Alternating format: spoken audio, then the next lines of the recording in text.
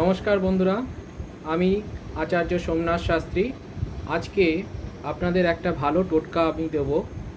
সেটা হলো, দেখবেন আপনাদের শত্রুর সংখ্যা ক্রমাগত দিন দিন বৃদ্ধি পাচ্ছে, অথবা একজন শত্রু আপনাদেরকে প্রচুর পরিমাণে বিরক্ত করছেন।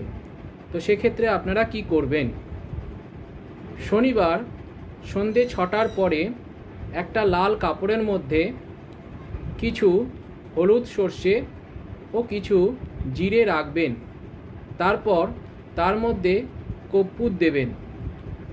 সেই কর্পূর দেওয়ার সময় সেই শত্রুর নাম নেবেন, নিয়ে তারপরে সবগুলোকে জ্বালিয়ে দেবেন।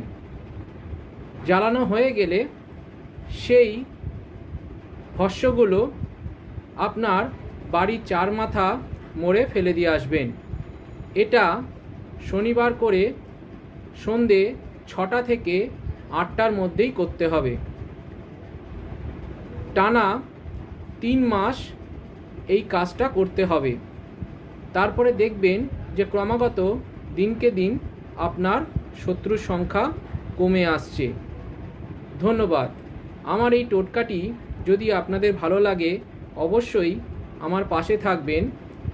আর যদি আপনাদের কোনো সমস্যা হয়, অবশ্যই আমাকে স্ক্রলে দেওয়া ফোন নাম্বারে অবশ্যই যোগাযোগ করবেন। ধন্যবাদ।